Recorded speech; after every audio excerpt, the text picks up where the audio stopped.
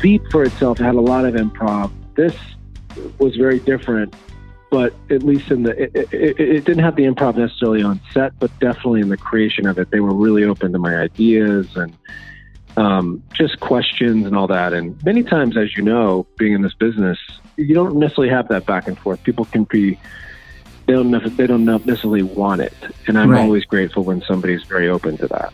That's the incredibly funny Tony Hale talking about using improv and how important that is when he can do it. Did a lot in Veep, and then his new series gets to do it a bit in the Disney Plus show, The Mysterious Benedict Society, and just a great conversation with him about just how he comes up with his creative, inventive characters and teaching his daughter how to drive. It's just really funny. My guest this week, Emmy Award-winning actor known for his role in Veep, Arrested Development, films Strangers in Fiction, The Informant, and currently stars in this really cool new series, The Mysterious Benedict Society, streaming on Disney Plus.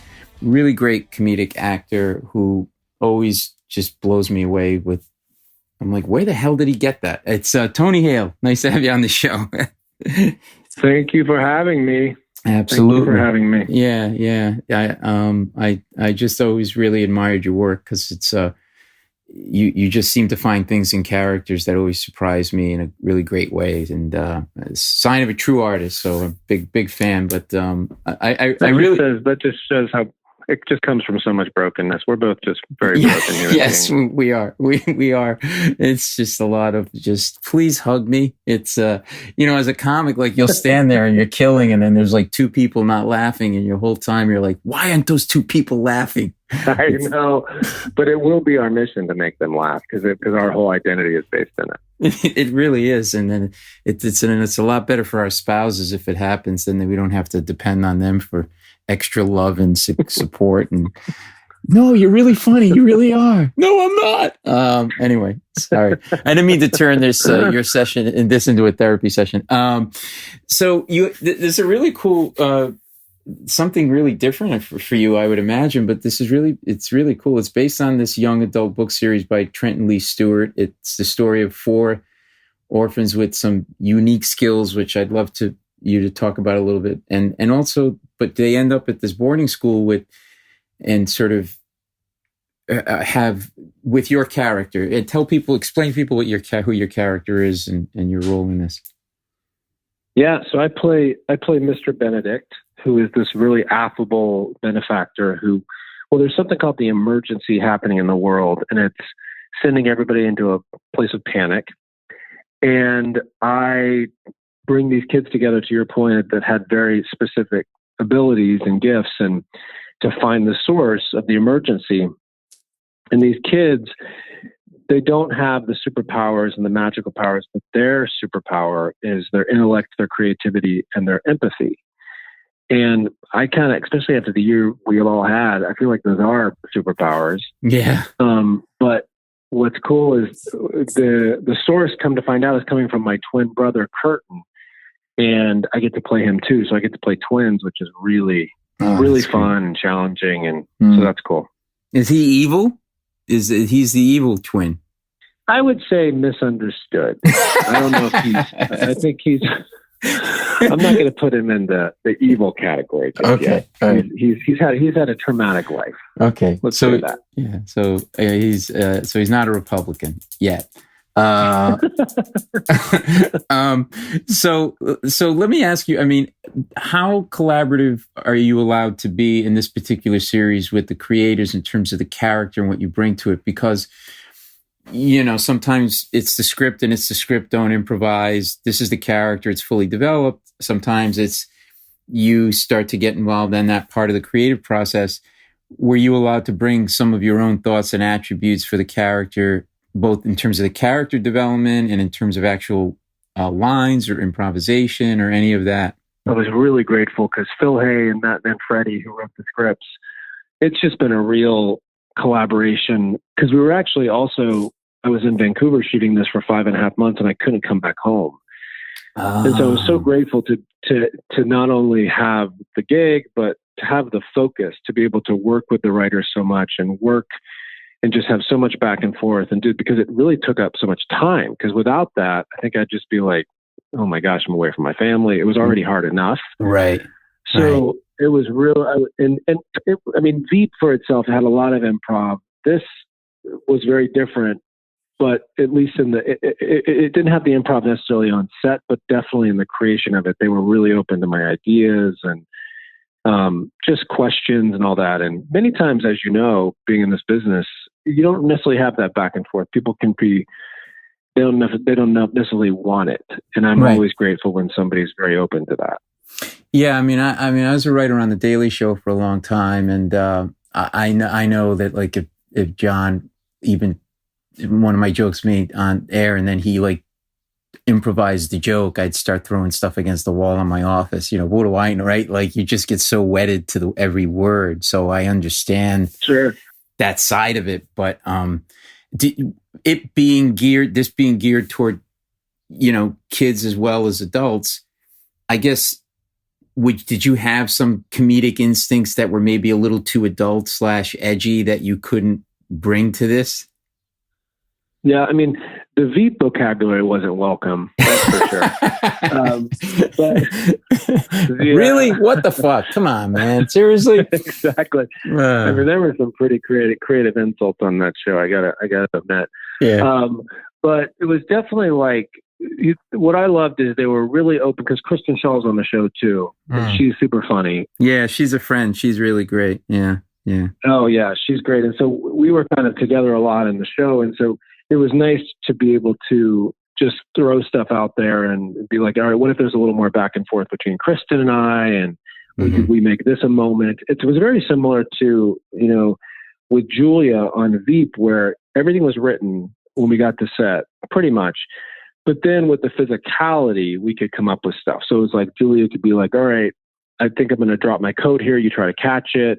You know, here's my purse. You know, it's all that kind of fun physicality that we could play with. You know, it's kind of similar to that. So how did you mentioned you were in Vancouver for 5 months. And I know from sort of reading a little bit about this, you were from August 2020 to January 2021, you were shooting while the pandemic took place. How did you do that? I mean, I work on The Late Show with Stephen Colbert now. We just started to go back with full audiences, and there's like all of these protocols. I have to get tested every day, and all the audience members have to be vaccinated and all this stuff. Were you tested every day before you went on set, or how did all that work? We were tested 3 times a week. So you guys still get tested even after the vaccine? Yeah, every staff member. I have to take this is CBS Viacom. I have to take at home every day a survey, like those, those questions like, have you been around anybody with COVID? If I answer no to those, I get a security code. Then when I get to the studio, I have to show the security guard to a security guard. Then they let me in. Then they take my temperature, and I get nasal swabbed. Every day, everybody on staff. Yeah. It's not as deep as the first one. I actually got COVID last June, but man, it doesn't go as deep as they used to, but it's up there. But yeah, so we have to do that. It's up there. Yeah. Because we had to do that. We had so many, and I was very grateful to everybody in Vancouver. They really just stepped up big time to the plate, but we had to do all that. But it was obviously before the vaccine. So there was it was very, very careful. But the crazy thing is, like, we got there, and, all this whole crew, obviously we didn't know them, and they're all wearing masks. We didn't see their faces for 5.5 months. Wow. And so they gave me this book at the end of the show with the picture of their face with the mask and a picture of their face without it. And it was great. Like, and Chris and I would go through the book, and we'd be like, I have no idea they look like that. Yeah, because you start to think about, I wonder wow, his nose is a lot bigger than I thought it was. Yeah, right. I know. You should keep the mask on. No, but it was weird because like we saw this person without a mask in the grocery store. We wouldn't even know who they were. We just worked with them for 5.5 months. Right. It's stuff like that is just so crazy, and you kind of form. Chris and I would talk about, like, man, you kind of form their face without the mask in your mind. I don't know if you've done that. Like, you see their eyes and you kind of form their face. But like that, the bottom half of that face can just change. It's so wild. I know, exactly. We were really, but that was very unique. And we were also, usually, as you know, in between shooting and stuff, you hang out and you get to know each other and you go out and all that kind of stuff. None of that. We all were isolated back at our apartments. And so that was a bummer because we really didn't get to know each other. I mean, Chris and I hung out on Saturdays. I kind of joined their family pretty much. They adopted me. So I was really grateful for that. But like, it was just a very different experience. The whole thing. Yeah. Yeah. You said it was great to sort of be able to spend that time just all focused on the work, but how hard was it being away for 5 months? And I know, you know, your daughter's in that sort of early teens. Yeah. She's 15. That was tough. However, man, this is what's I'm so grateful for is I used to kind of poo-poo technology, like, oh, it's isolating us, it's divisive, all this stuff.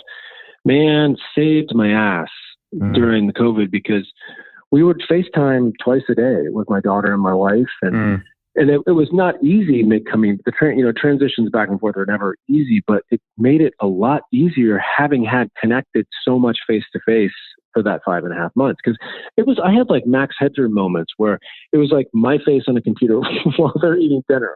It was like, stuff like that. It was just, but you kind of weirdly felt there. And so I'm really grateful for that technology. Yeah. Well, the whole thing was so much bigger than any of us as individuals that you kind of have, you can only get so frustrated. You just have to go, well, this is the way it is. And so we're going to have to make the best of it, or you're going to end up beating your head against the wall.